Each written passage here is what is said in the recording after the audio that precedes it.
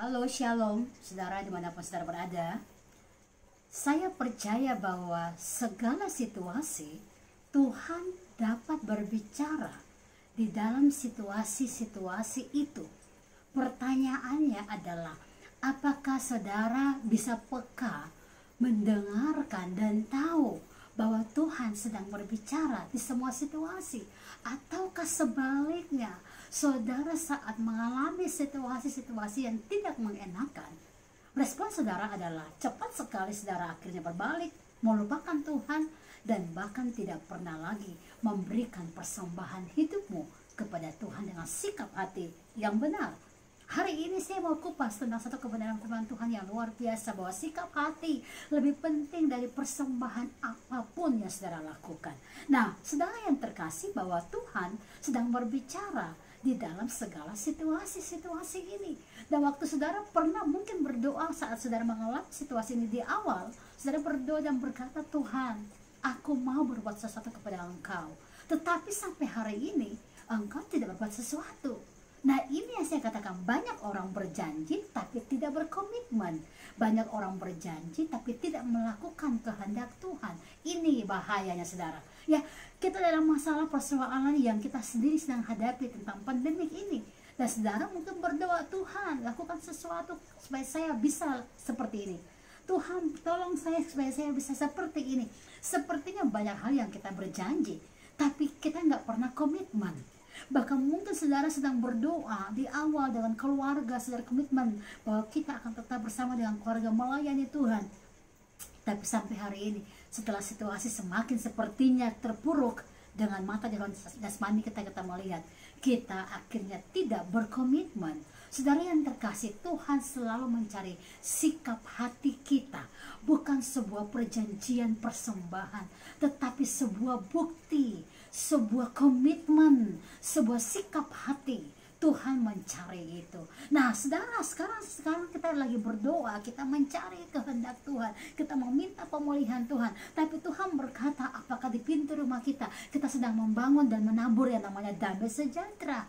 Karena pemulihan itu terjadi bukan dari orang lain, tapi mulai dari diri kita. Waktu Tuhan saudara berdoa dengan keluarga, Tuhan ingin memulihkan keluargamu, karena pemulihan terjadi mulai dari keluargamu, saudara.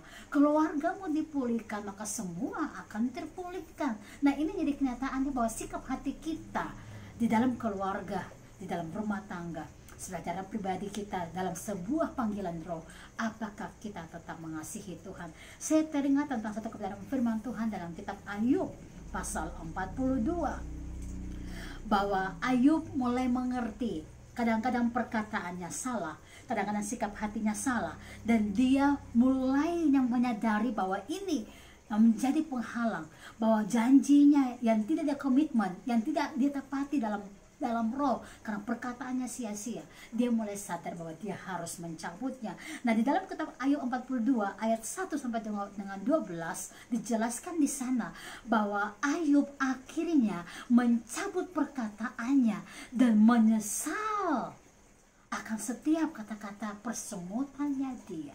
Sikap hati paling penting, saudara. Sebanyak saudara berjanji tapi sikap hati saudara tidak ada komitmen di dalamnya, semua akan sia-sia. Nah, Ayub, Tuhan melihat sikap hatinya, dia mencabut setiap perkataannya yang sia-sia. Dia mulai berdoa dan dia meminta pengampunan Tuhan. Dan di ayat 2 sampai dengan ayat yang kelima dijelaskan di sana, Ayub menyadari akan kemahakuasaan Tuhan, bahwa semua yang terjadi dia nggak punya kuasa untuk bisa mengubah semua. Perkataan mengeluhnya dia, sia-sianya dia, semua tidak akan mengembalikan kondisi. Dan dia harus percaya kepada maha kuasa Tuhan, bahwa hanya Tuhan yang berkuasa. Sehingga dia mulai menyadari bahwa yang berkuasa, yang berdaulat hanya Tuhan, yang pencipta langit dan bumi. Dan sebagai manusia biasa, dia harus merendahkan dirinya dan mulai bertobat dengan setiap perkataan dan sikap hatinya yang salah. Lalu di ayat yang ke-6 Ayub 42, saudara, pengakuan Ayub, oleh sebab itu ya aku mencabut semua perkataanku, dan dengan menyesal aku duduk di dalam debu. aku mengosongkan diriku dalam sebuah pertobatan. Ya, ini bicara tentang apa? Pengosongan diri untuk menyadari bahwa manusia tidak bisa menambah sehasta saja jalan hidupnya, dan dia harus kembali kepada Tuhan yang berdaulat.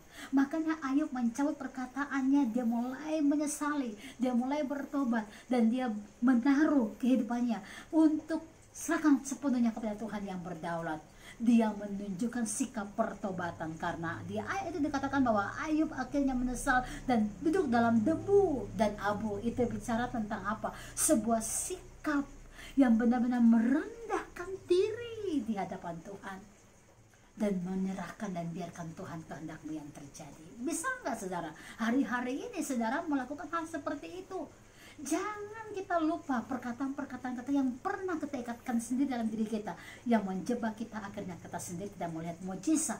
Kita harus menyadari seperti Ayub menyadari, menyesalinya, dan dia sungguh-sungguh mau bertobat, merendahkan diri serendah-rendahnya di hadapan Tuhan, dan berkata, hanya Engkau yang berdaulat, hanya Engkau yang berkuasa, dan Engkau sanggup memulihkan semua keadaan. Di ayat 7 dari Ayub 42 saudara, Tuhan memberikan akhirnya harta kepada Ayub lagi. Tuhan akhirnya bahkan membela dia, bahkan menghukum orang-orang yang menyakiti dia. Luar biasa saudara.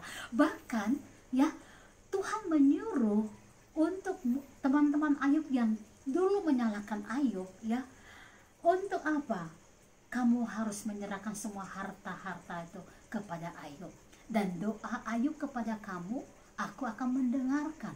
Jadi waktu Ayub berdoa meminta supaya Tuhan mengampuni teman-temannya, Tuhan akhirnya mendengarkan dan Tuhan menjawab. Saya lihat saudara, bahwa saat kita bertobat, kita menyesali, kita merendahkan diri, ini sikap hati persembahan hidup kita yang tepat dan benar. Tuhan bahkan membuat musuh-musuh kita berbalik, dan bahkan mereka akan menghormati kita lebih dari yang kita pikirkan. Itu adalah cara Tuhan. Tapi yang jadi kenyataannya, yang harus kita lakukan adalah bagaimana cara kita untuk bertobat. Karena berkat dalam segala apapun Tuhan yang atur saat dia tahu sikap hati kita benar. Ayat yang ke-8, Tuhan akhirnya memberikan harta kepada Ayub melalui orang-orang yang telah menjatuhkan dia. Luar biasa. Orang-orang yang menjatuhkan Ayub malah dari mereka. Makanya dikatakan bahwa Ayub diberkati ya saat ini lebih lagi daripada sebelumnya. Luar biasa. Saya berkata buat saudara, kalau tidak ada sikap hati awal pertama kali tadi, Ayub menyesali dan bertobat dan mencabut kata-kata yang sia-sia, saya yakin tidak ada berkat 2 kali lipat yang terjadi.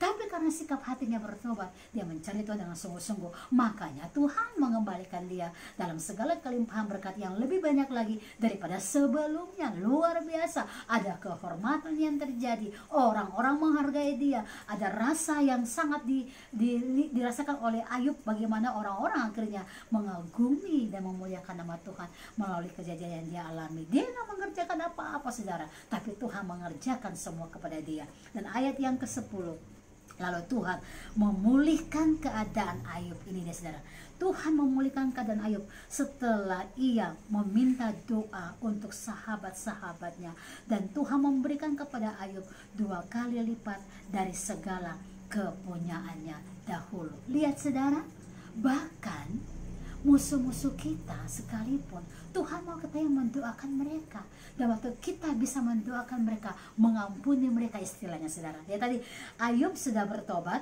dan Ayub mengampuni orang yang bersalah, itu kunci Ayub diberkati 2 kali lipat. Sikap hati kita dalam menghadapi semua situasi ini menentukan saudara diberkati atau tidak saudara. Ayat yang ke-11, teman-teman lama semua datang dan memberkati Ayub. Ayat 12, Tuhan memberkati Ayub dalam hidupnya yang selanjutnya ini lebih daripada hidupnya yang dahulu. Wow, luar biasa. Makanya Ayub kaya lebih dari waktu dia pertama kali mendapatkan harta-harta itu. Dan ingat, harta yang kedua bukan Ayub bekerja saudara, Tuhan yang bekerja. Karena apa? Sikap hati pertama itu yang menentukan langkah berikutnya, engkau diberkati atau tidak. Mari saudara, dalam segala situasi ini persembahan yang terbaik adalah sikap hati saudara. Jangan berjanji kalau tidak ada komitmen. Tapi kalau setengah komitmen, engkau menyadari pertobatan harus lahir dari hatimu yang menyadari bahwa manusia tidak mempunyai hak untuk menambahkan sehasta saja jalan hidupnya. Tapi kalau engkau berserah penuh kepada Tuhan, maka Dia akan bergerak untuk melakukan bagiannya kepada saudara. Sikap hati kita menentukan berkat kepada kita. God bless you all. Haleluya. Amin.